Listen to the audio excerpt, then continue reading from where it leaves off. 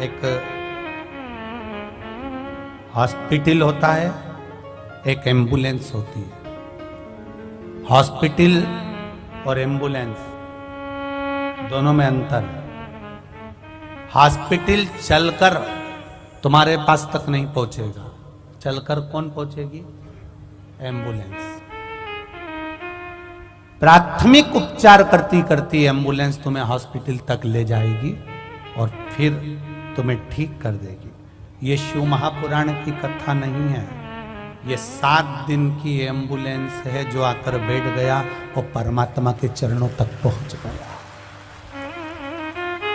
ये दुख जीवन है, मनुष्य का शरीर है, मानव की देह, ये मानव का शरीर मिला है। ऐसा नहीं कोई संत, कोई साधु, कोई गुरु, कोई महात्मा, कोई जोगी, कोई सन्यासी, कोई तपस्वी, कोई साधक, कोई उपासक, कोई आपसे कह दे कि मैं आपको ऐसा कर देता हूं कि आपको दुख ही नहीं आएगा, तो फिर आप उसके हाथ जोड़ लेना और कह देना जब राम जी थे उन पर भी दुख था, उनके भी गुरु एक से बढ़कर एक थे, तो फिर वो दुख क्यों नहीं काट सके? दुख आया है तो झेलना तो पड़ेगा। बस भजन के बल पर वो दुख थोड़ा थोड़ा कटते चले जाता है और हम परमात्मा के होते चले जाते हैं। कोई कहे तुमसे कि दुख नहीं आएगा, कपट नहीं आएगा, तुम्हारे जीवन में तकलीफ नहीं आएगी, कष्ट नहीं आएगा, हो ही नहीं सकता, नहीं हो सकता, बिल्कुल नहीं हो सकता। दुनिया के दुख हरने वाले पर भी दुख आन पड़ा,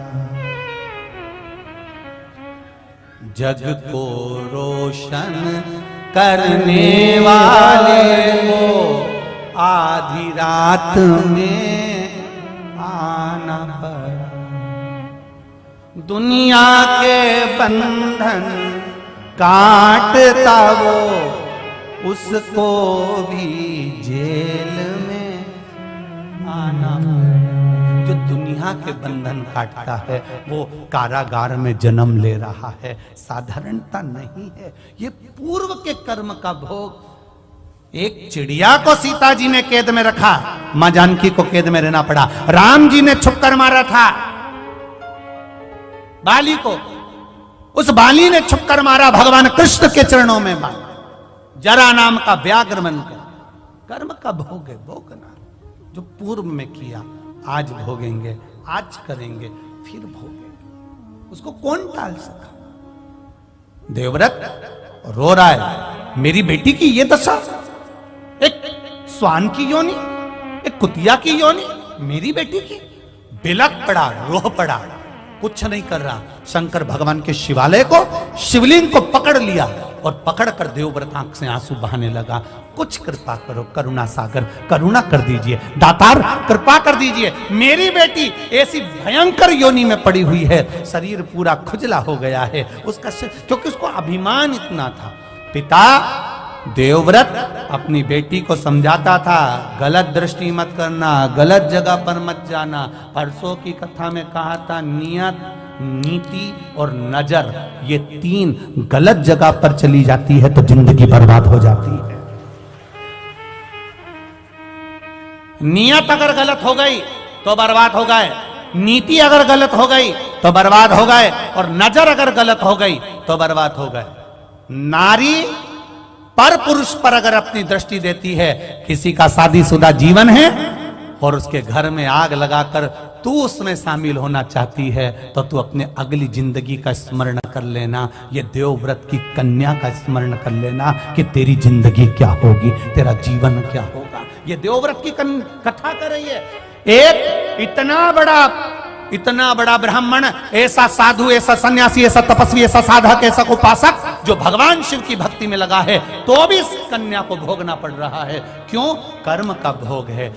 तेरी शादी हो गई थी, जिस पुरुष के साथ तू रह रही थी उसकी भी शादी हो गई थी, उस नारी को रोना पड़ रहा था, हाथ जोड़कर कहती थी मेरे पति को छोड़ दे, मेरे पति को त्याग दे, पर तू उससे इतनी आसक्ति कर बैठी, इतनी आसक्ति कर बैठी इस शरीर के चक्कर में।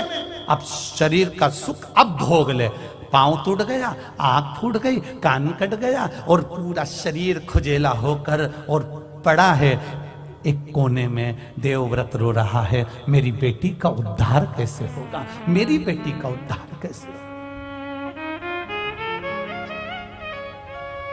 ये केवल स्त्री के लिए नहीं है कथा, पुरुषों के लिए भी है।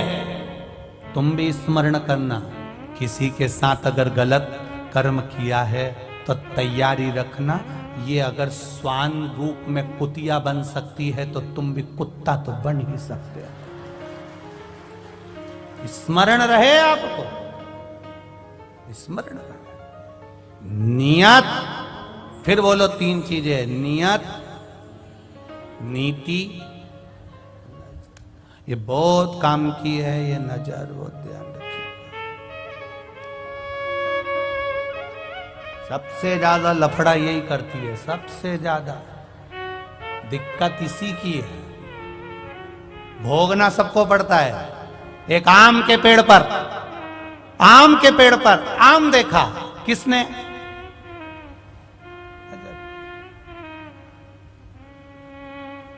ललचाई कौन? आम तक कौन लेकर गया? चढ़ा कौन? तोड़ा किसने? हाथ। खाया किसने? स्वाद किसने लिया? गया कहां? और माली ने पकड़ लिया और जो दोचना चालू करा, पिटा कौन? रोया कौन? जैसा कर्म करोगे वैसा भोगोगे। देखा भी तू नहीं था, अब रोए भी तू। कर्म तेरा है, भोगो। बस तुम भी देख लो, किसी भी नारी को, स्त्री को, पुरुष को गलत दृष्टि से देख लो, फिर याद रखना, दरवाजे पे लिख लेना तेरा क्या होगा रे कालिया। तैयारी कर लेना, होगा। मत बुरे कर्म कर बंदे, वरना पछताएगा। भगवान की आंखों से तू बच नहीं पाएगा, तू बच नहीं पाएगा। अरे ओ अज्ञानी, मत करना दानी, तेरे कर्म का फल भी तू ही पाएगा। जैसा किया तूने तेरे आगे आएगा। मत बुरे कर्म कर बंदे, वरना पछताएगा। भगवान की आंखों से तू बच नहीं पाएगा, तू बच नहीं पाएगा। बड़ा मुश्किल है बच लो आप। रो रहा है देवव्रत, मेरी बेटी की दशा सुधर जाए ऐसा करूं। शिव जी का शिवलिंग पकड़कर बैठ गया, क्षमा करो, क्षमा करो, क्षमा।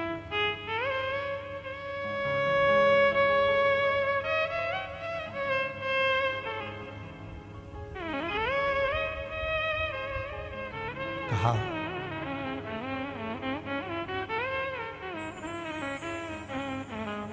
नरसिंह मेहता, यही गुजरात के जूनागढ़ के, प्रभु आपकी कृपा शिव मंदिर में रात भर शंकर भगवान के शिवलिंग को पकड़कर रोए थे, तो उनको सांवरिया का दर्शन हो गया था। यही नरसिंह मेहता जूनागढ़ के सांवरिया के भक्त थे, पर सांवरिया का दर्शन कभी नहीं मिला था। शंकर जी का शिवलिंग पकड़कर रोए तो शंकर भगवान प्रकट हो गए, मांग तुझे क्या चाहिए? सांवरिया का दर्शन चाहिए, चल मेरे साथ। नंदी पे बिठा कर ले गए, नंदी पे। सांवरिया गौलोक धाम में रास कर रहे थे राधा जी के साथ में, ले जाके इनको खड़ा कर दिया।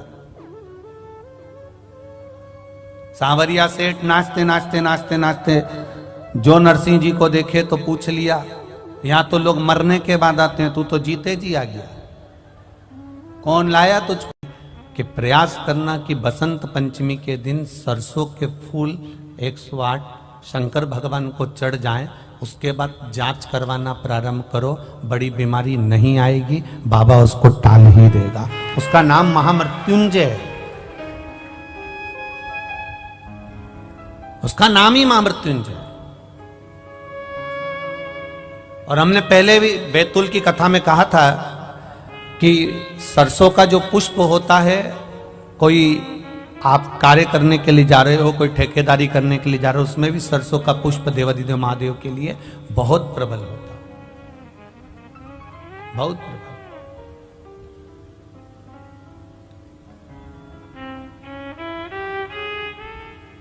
महाराज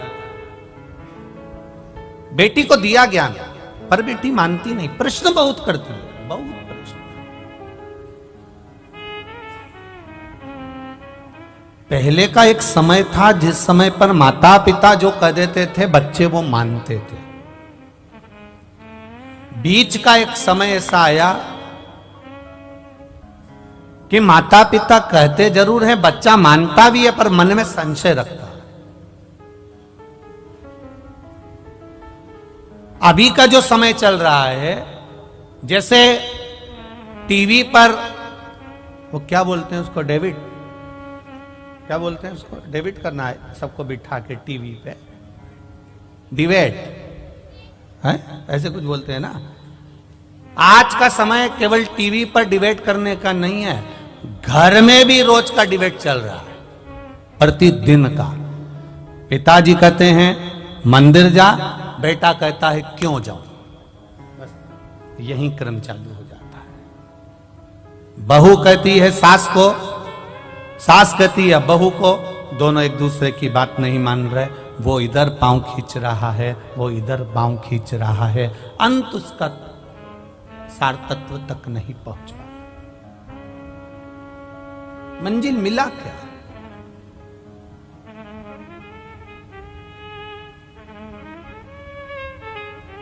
जितने भी चैनल खोलो और उस पर डिबेट होता हुआ दिखे तो आप प्रयास करना कि इसमें कहीं मंजिल मिल जाए तो जरूर बताना।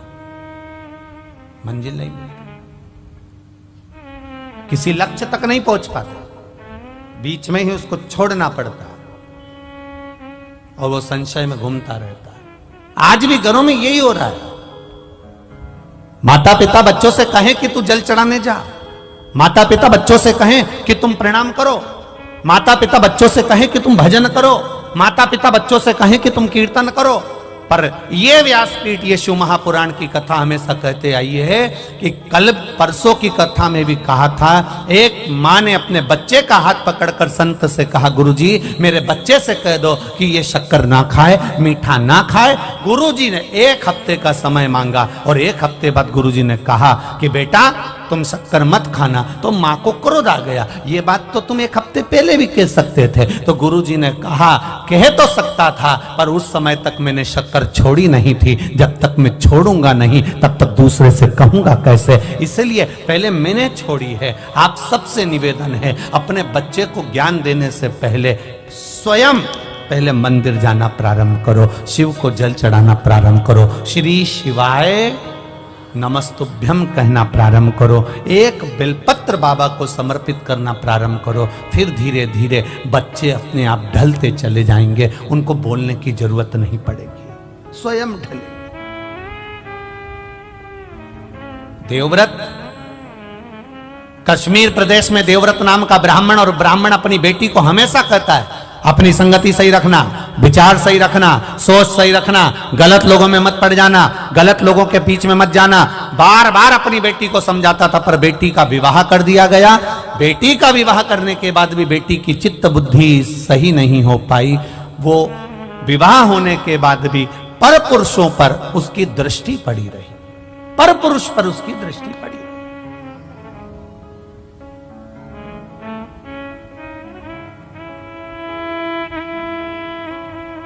महाराज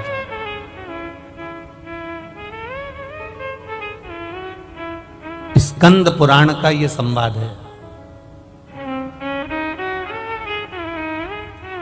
स्कंद पुराण का संवाद, दृष्टि गलत पड़ी रही, शादी होने के बाद भी पर पुरुष पर उसकी दृष्टि जाती थी। जो नारी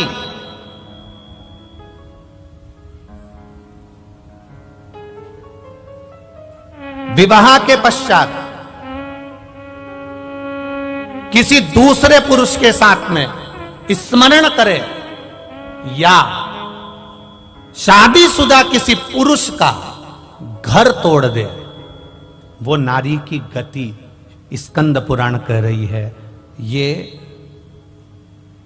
स्त्री, ये नारी, ये कन्या जिसका विवाह कर दिया गया और सोच नहीं सुधर पाई, वो नारी प्राण त्यागने के बाद में एक कुतिया का जन्म पाई। अब कुतिया तो बन गई, पर कुतिया का जन्म कैसा मिला? एक पांव उसका विकलांग था, कान टूटे हुए थे, आंखों से एक आंख फूटी हुई थी और शरीर पूरा खुजली के कारण उसके पूरे शरीर के उस जो श्वान की योनि मिली है, कुत्ता की योनि मिली है, उसके शरीर के पूरे बाल, पूरी खाल जगह जगह से निकली हुई थी। सारी दुनिया उस कुत्ते को देख रही है, उस श्वान को देख रही है, उस कुतिया को देख रही है। सारी दुनिया उसको देखकर कहती है बेचारा कैसा है। बताओ, आपके भी मोहल्ले में कोई कोई कुत्ता ऐसा होता होगा तो आप पे दया आती कि नहीं आती? अरे मुंह से तो बोलो, आती है ना दया? कैसा भयंकर है, बेचारे को कितना कष्ट है, बेचारे को कितना दुख है। बताओ, उसको ये रोग हो गया, उसका एक पांव टूट गया, उसके बताओ दिख भी नहीं रहा, उसको तो बेकार में पड़ा हुआ है बेचारा। अब वो कुतिया की योनि पा गई और कुतिया की योनि पाने के बाद शरीर में उसके रोग हो गया। एक दिन देवव्रत के मन में ये बात उत्पन्न हो गई कि मेरी बेटी का हुआ क्या, मेरी बेटी जो मर चुकी है वो गई कहां। एक दिन देवव्रत भगवान देवाधिदेव महादेव के मंदिर में बैठ गया, अखंड जाप करने के लिए बैठ गया, उठता ही नहीं है, उठता ही नहीं।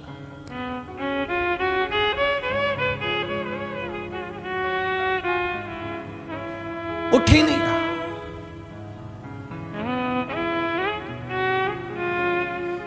किसी किसी के पूर्व का पुण्य होता है तो मनुष्य के जन्म में भी उससे भजन होता है।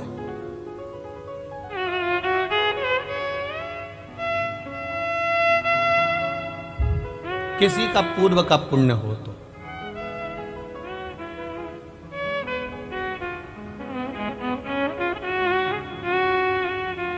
जिस समय पर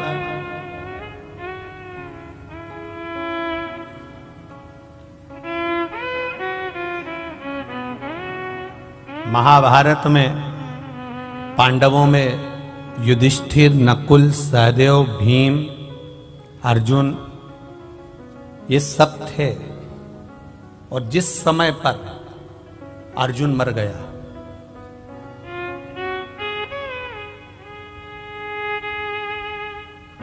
अर्जुन मर गया,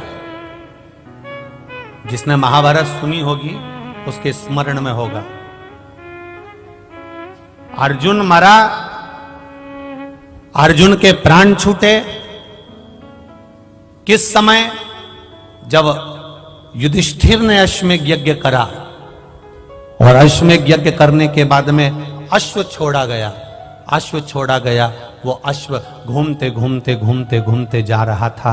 अर्जुन उस अश्व के पीछे भेजे गए और अश्व के पीछे अर्जुन को भेजा गया कि ये अश्व जहां जा रहा है इस अश्व को तुम्हें देखना है, इस अश्व को छुड़ाना है। अर्जुन जहां जाते वहां दिग्विजय कर कर आते, वहां से विजय प्राप्त कर कर आते। वो अश्व जाते जाते जाते जाते जाते जाते आगे एक नगर में प्रवेश कर गया और मणिपुर नगर में जब वो प्रवेश करा,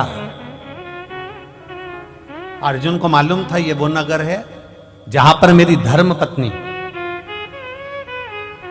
देखिए अर्जुन की एक पत्नी है द्रौपदी, एक धर्म पत्नी है उनकी सुभद्रा, एक नागों की कन्या उलूपी और एक चित्रंगदा। अर्जुन को यह स्मरण में था कि यहां पर मेरा बेटा चित्रंगदा मेरी पत्नी रहती है और उसका बेटा भी यहीं रहता है बुर्बरभान। पर अर्जुन उस अश्व को लेकर अंदर प्रवेश कर गया। और जब अर्जुन अंदर प्रवेश करा तो अर्जुन के बेटे को मालूम पड़ा कि मेरे पिताजी आए हैं और मेरे पिता आए हैं, तो सम्मान करने के लिए अर्जुन के पिता का सम्मान, अर्जुन का सम्मान करने के लिए बेटा उनके लिए सामान लेकर गया। तो अर्जुन को क्रोध आ गया। अर्जुन को क्रोध आया कि मैं अश्व लेकर आया हूं, एक वीर योद्धा बनकर आया हूं और तू मुझसे संबंध निभा रहा है।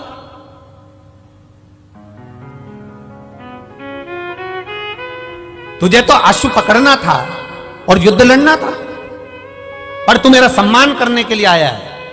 अर्जुन ने अपने बेटे बुब्रभान को अपशब्द कहना प्रारंभ करा। इसी समय पर नागों की कन्या उलूपी बैठी हुई थी और उलूपी ने देखा कि बुब्रभान को अर्जुन चिल्ला रहे हैं। तब उलूपी ने कहा, बुब्रभान मैं तुम्हारी मां हूं बड़ी, एक काम करो तुम अपने पिता से युद्ध लड़ो। बुब्रभान ने कहा, मां अगर मैं पिता से युद्ध लड़ा और मेरे पिता को कोई घात हो गई तो?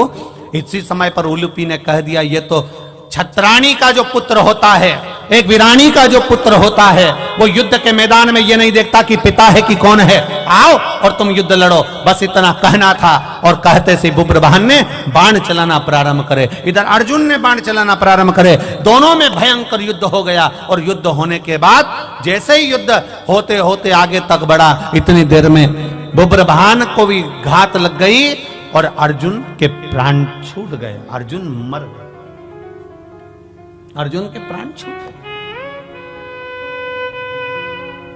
आई चित्रंगदा रोती रोती आई, मेरा पति चले गया। बेटे तुमने क्या कर दिया? अपने पिता को मार दिया, अपने पिता को समाप्त कर दिया। मां मैं पिताजी के साथ युद्ध नहीं लड़ना चाहता था, पर मां ने कहा है, उलूपी माता बोली है मुझसे युद्ध लड़ने के लिए। चित्रंगदा ने कहा, उलूपी तेरा मेरा मांग का सिंदूर उजड़ गया और तू अपने बेटे से कहती है कि युद्ध लड़ो। चित्रंगदा के सामने उलूपी ने कहा, मैं छत्राणी हूं, क्षत्रिय की बेटी हूं। मैंने अपने बेटे को, इस बुब्रभान को केवल एक क्षत्रिय का फर्ज अदा करने का प्रयास करा है। ब्राह्मण हो, ब्राह्मण कर्म से पीछे मत हटना। वैश्य हो, वैश्य कर्म से पीछे मत हटना। क्षत्रिय हो, क्षत्रिय कर्म से पीछे मत हटना। और शूद्र हो तो शूद्र कर्म से पीछे मत हटना। यह हमारा धर्म भी है और हमारा कर्म भी है, उससे हम पीछे कैसे हटें? तुमने श्रेष्ठ नहीं करा, तुमने अच्छा नहीं करा। रो रही है चित्रंगदा, रो रही है।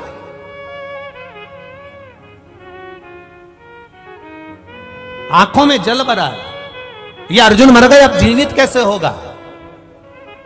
उलूपी ने कहा, मैं नागों की कन्या हूं,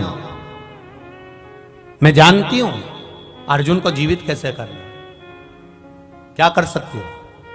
बुब्रभान धृतराष्ट्र सर्प के पास जाना, और धृतराष्ट्र सर्प के पास जाना, और उस धृतराष्ट्र सर्प कौन?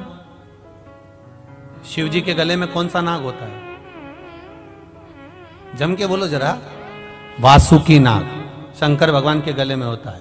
वासुकी नाग का सबसे बड़ा बेटे का नाम था धृतराष्ट्र।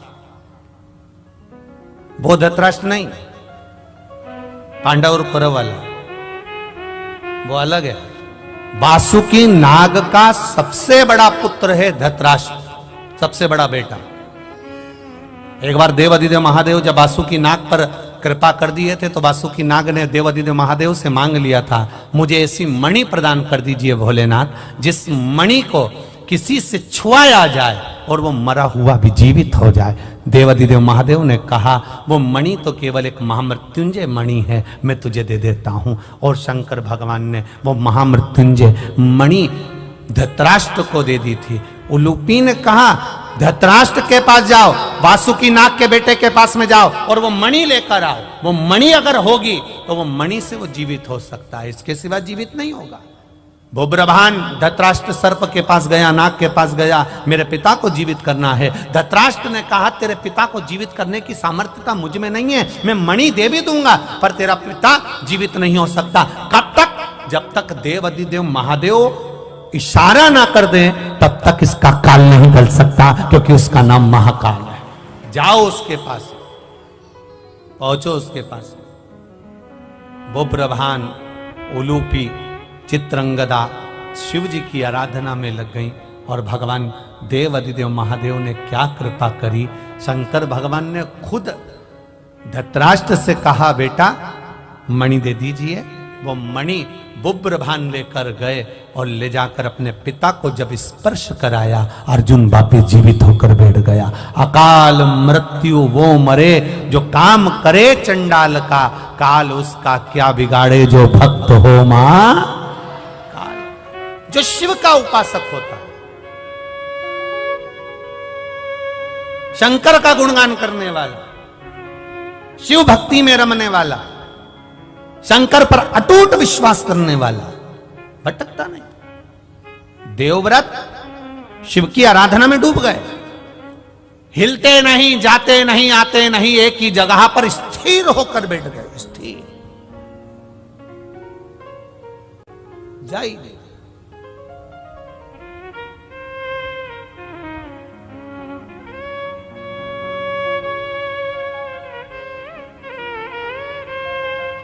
जब कोई नारी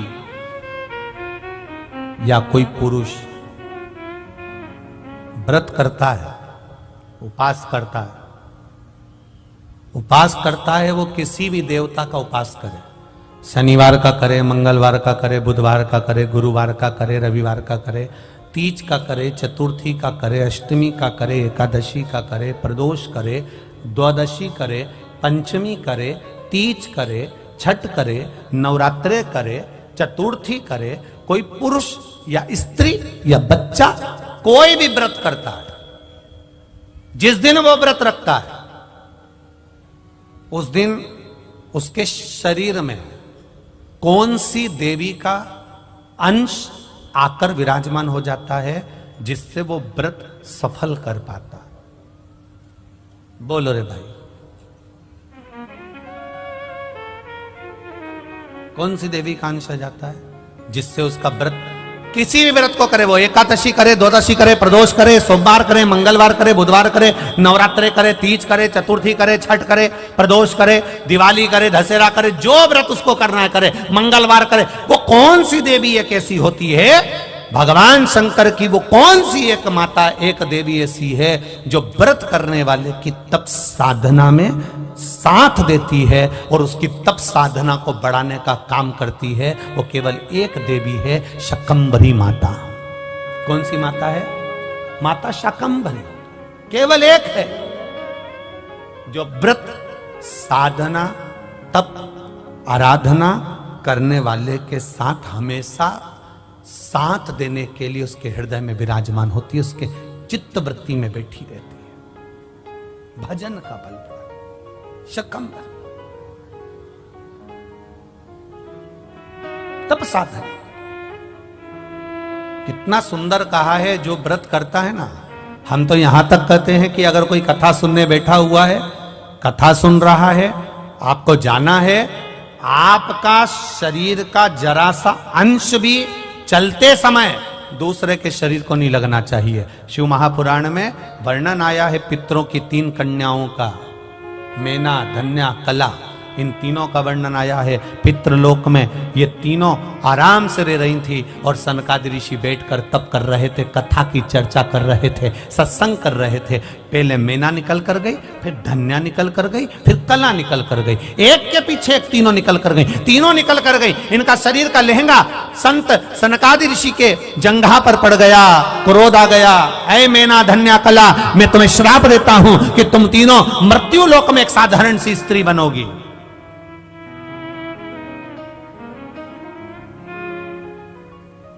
तीनों बिलख रही हैं, तीनों रो रही हैं, तीनों की आंख में आंसू भरा हुआ।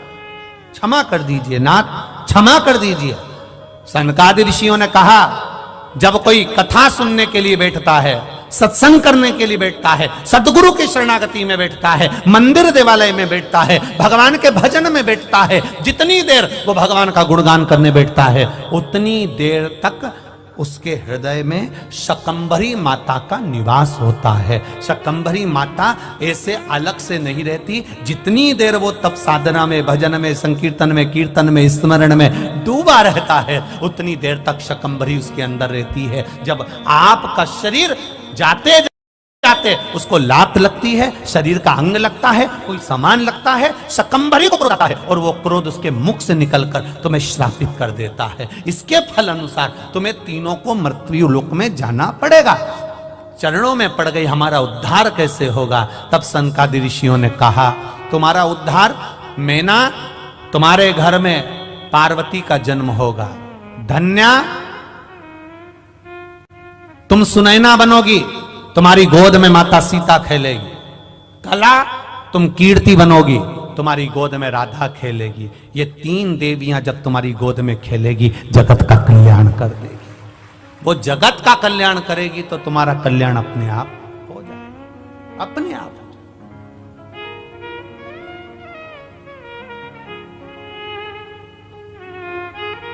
हम यहां तक कहेंगे, उसका भी स्मरण रहे।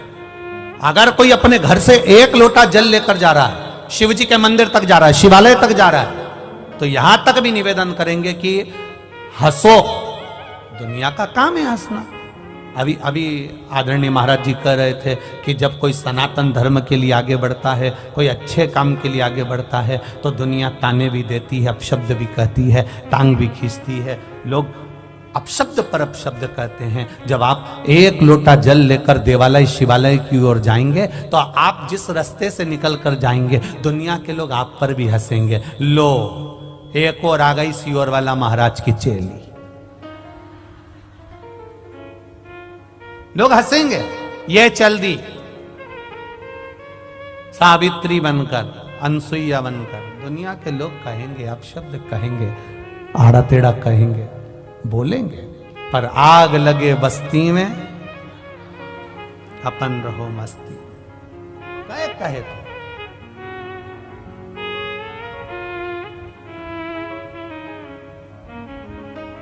कहे, कहने वाला कहता रहेगा।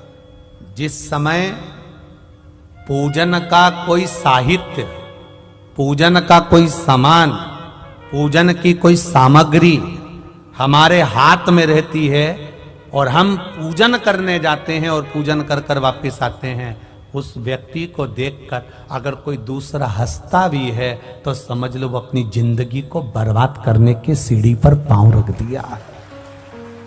उसने अपनी जिंदगी की बर्बाद होने वाली सीढ़ी पर पांव रख दिया कि अब उसको बर्बाद हो निश्चित है। देवव्रत शिव जी के सामने बैठा है, घोर तप कर रहा है, घोर तप, अखंड तप करने में लगा हुआ। और ऐसा अखंड तप देवव्रत कर रहा है, उसको केवल एक चीज मालूम करना है कि मेरी बेटी, जिसको मैं समझा समझा कर रह गया, वो बेटी की दशा कैसी है। तब देवव्रत ने अखंड तप करा। मेरे देव अधिदेव महादेव खुद नहीं आए, मां अंबा नहीं आई, जगदम्बा नहीं आई, शिव जी ने अपने नंदी को भेज दिया। नंदीश्वर, जाकर मालूम करो देवव्रत क्या चाहता है, इस देवव्रत को चाहिए क्या। जाओ जरा मालूम करो, जाओ। और महाराज, तब साधना का जो बल होता है वो कोई साधारण नहीं होता। दूध में सुगंध गंध नहीं होती। दूध में सुगंध गंध कब आएगी? जब दूध को आप तपाओगे, फिर उसको जमाओगे, जमाकर फिर उसका घी निकालोगे, और घी निकालोगे तब उसमें गंध आना, सुगंध आना प्रारंभ हो जाएगी। दूध में सुगंध नहीं है, पर दूध को तुमने पहले फाड़ा, तपाया, फाड़ा, फिर उसको अग्नि पर तपाया। तपाने के बाद में जब वो धीरे धीरे धीरे धीरे धीरे धीरे घी बना, तब उसमें सुगंध आना प्रारंभ हो गई। उसी तरह मनुष्य में उतना आनंद सुख कैसे प्राप्त हो सकता है, शंकर की भक्ति कैसे प्राप्त हो सकती है। तो कहा दुनिया के लोग अपशब्द कहकर तुम्हें तपाएंगे, अपशब्द कहेंगे, ताने देंगे, गाली देंगे, आड़ा टेढ़ा कहेंगे, फिर भी तुम भगवान शिव के शिवालय में जाती रहना। जब तपते रहोगे तपते रहोगे तपते रहोगे तो एक दिन सुगंधित घी बन जाओगे और आपका जीवन सार्थक हो जाएगा। तपाएंगे लोग, कहेंगे, दुनिया के लोग कहेंगे जो कहना।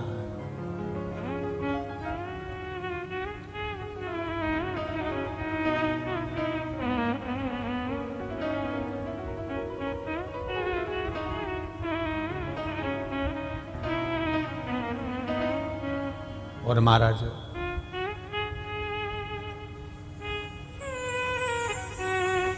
जब हम भगवान की शरणागति में जाकर बैठ जाएंगे, तप लो खूब दिल से।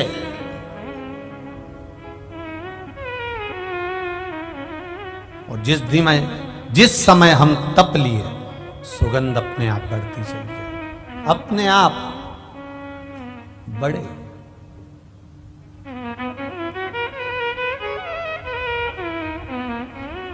शिव कथा कह रही है। सूरत गुजरात की पावन धरा पर शिव महापुराण कथा देवव्रत ने आज जैसे ही तप चौथा दिन। साधना करी, नंदी आए, सुंदर एक बालक का रूप रखकर आए, और बालक का रूप रखकर आकर नंदी ने देवव्रत को जगाया। स्कंद पुराण का ये संवाद प्रत्येक शिव भक्त के लिए बहुत मायने रखता है। ये संवाद पहले की कथाओं में नहीं निकल पाया, पर कंजरी गांव में संतों के सानिध्य में सीताराम महाराज और ये पावन गुप्त नवरात्रि के अवसर पर यह संवाद निकला है, जो संपूर्ण विश्व के कल्याण के संवाद। बड़ा ध्यान रखना।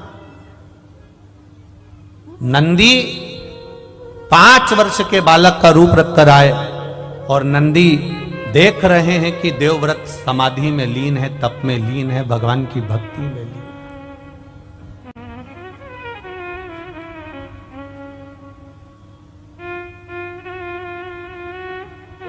लीन है। नंदी ने जगाया, देवव्रत नहीं जगा। नंदी ने फिर जगाया, देवव्रत नहीं जगा। जगता ही नहीं। बहुत प्रयास करा नंदी ने, उठता ही नहीं। लगा श्री शिवाय नमस्तुभ्यं, श्री शिवाय नमस्तुभ्यं, श्री शिवाय नमस्तुभ्यं। लगा ओम नमः शिवाय, ओम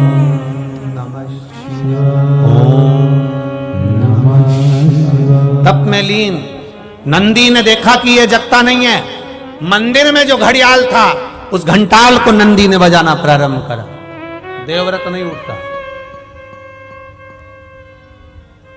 उठा ही नहीं।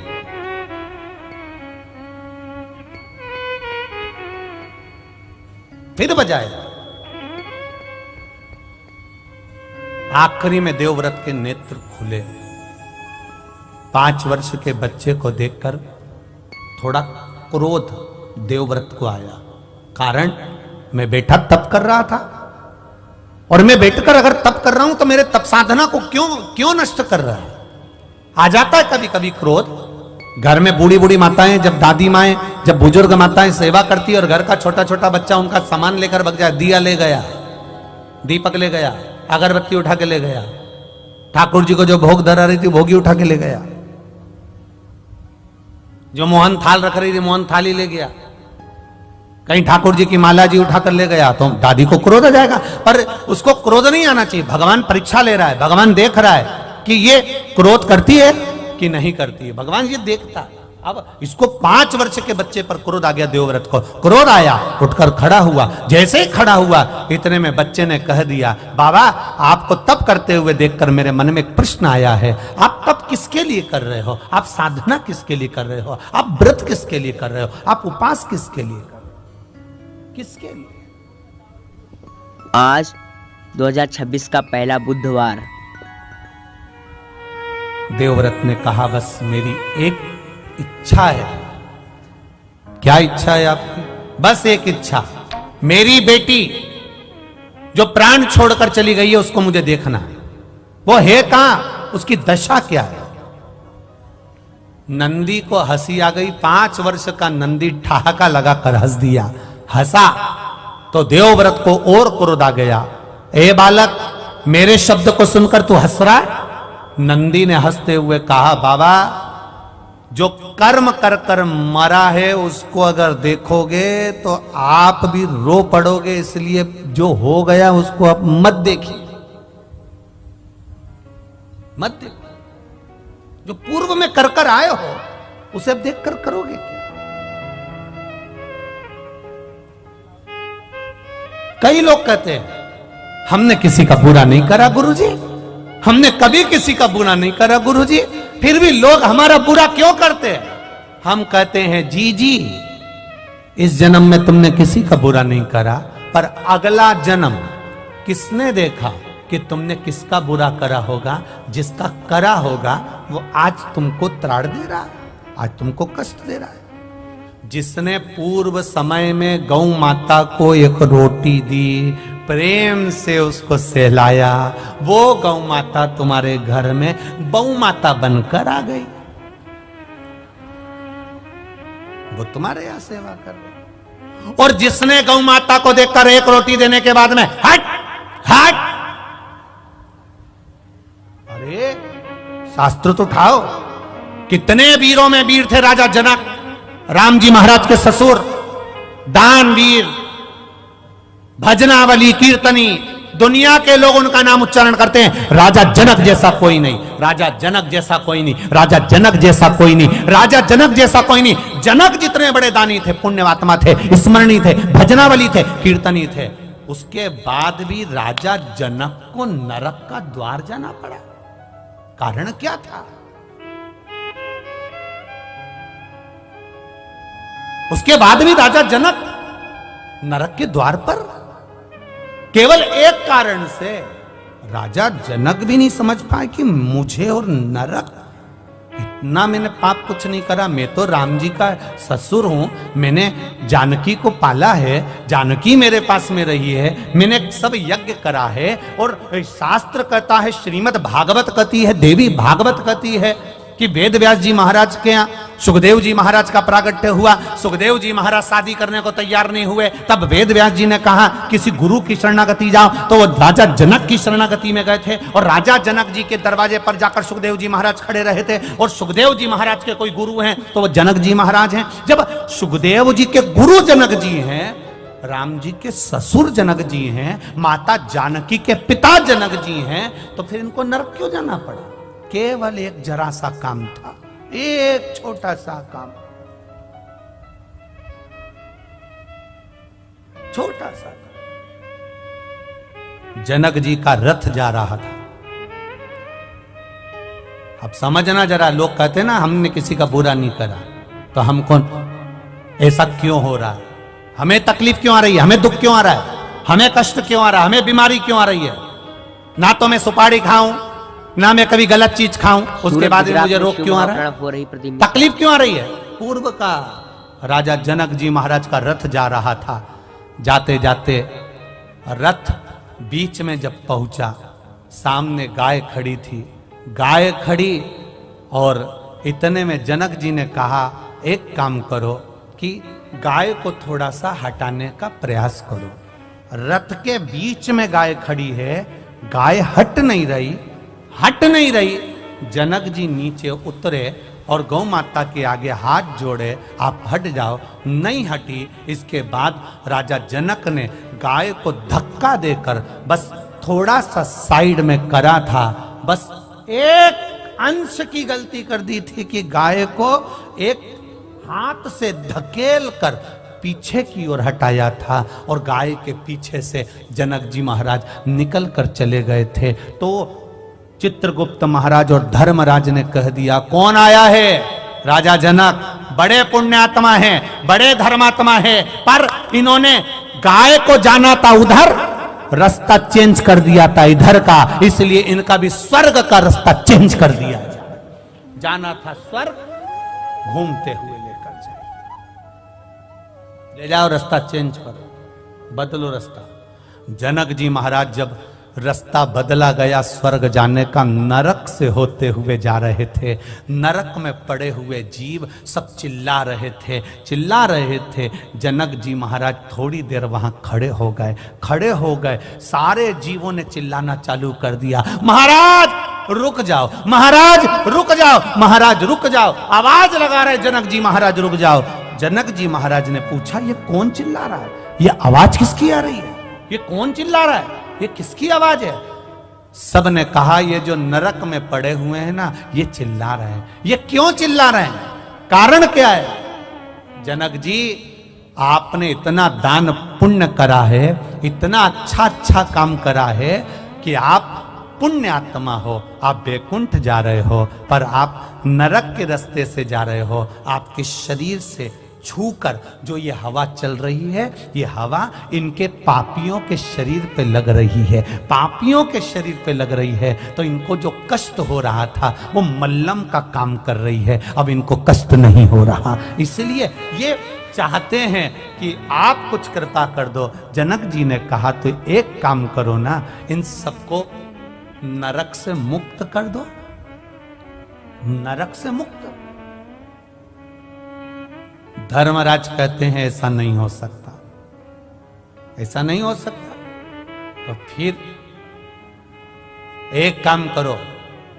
जनक जी कहते हैं, मुझे वैकुंठ नहीं जाना, इनके लिए मुझे यहीं खड़ा कर दो। मेरे शरीर से हवा निकल कर जाएगी, वायु पवन निकल कर जाएगी, वो इनके शरीर को लगेगी, और इनको अगर सुख मिल रहा है मेरे शरीर से, तो मैं इनके लिए अपना शरीर भी दे सकता हूं, मैं नरक में रह सकता हूं।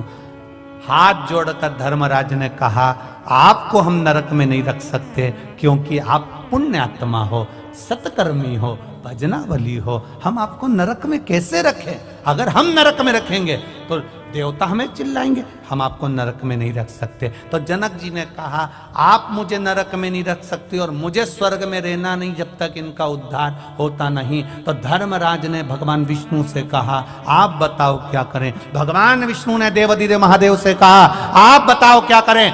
देवाधिदेव महादेव ने कहा, एक काम करो, राजा जनक के लिए सारे पापियों को छोड़ दिया जाए, उनका कल्याण कर दिया जाए। ये जनक तत्व। हमें लगता है हमने कोई पाप नहीं करा, हमने कोई बेकार काम नहीं करा, पर हमारा रास्ता चेंज क्यों हुआ, हमें कष्ट क्यों आ रहा है, हमें दुख क्यों आ रहा है? उसके पीछे हमारा पूर्व का कोई कारण होगा, कोई कारण हो सकता। एक झोली में फूल भरे हैं, एक झोली में कांटे, तेरे बस में कुछ भी नहीं, वो बांटने वाला बांटे। अरे कोई कारण होगा, अरे कोई कारण होगा। धन का बिस्तर मिल जाए पर नींद को तरसे में, धन का बिस्तर मिल जाए पर नींद को तरसने, कांटों पर भी सोकर आए किसी के मन को चैन। अरे कोई कारण होगा, अरे कोई कारण होगा। किसी के यहाँ डनलप का गद्दा बिछाए, एसी का रूम, वीआईपी रूम, सोते सोते भी एक गिलास केसर का दूध, फिर भी रात को नींद नहीं। और कोई ये यहां से वहां तक देखना, पूरी रोड के बीच में डिवाइडर पर पड़े ऐसे सो रहे, चकाचक, कोई दिक्कत नहीं, कोई रत्ती भर की टेंशन नहीं। सामान भी पड़ा है। और एक अपन वीआईपी गद्दा, वीआईपी भोजन, एसी का रूम, चकाचक, न मच्छर न मक्खी, सब वीआईपी। हर हर उसके बाद भी गंगे। रात भर करवट बदलते रहे, कहीं घुटना, कहीं कमर, कहीं पीठ, कहीं हाथ, रात भर दुखता रहा। और यहाँ धन का बिस्तर मिल जाए पर नींद को तरसे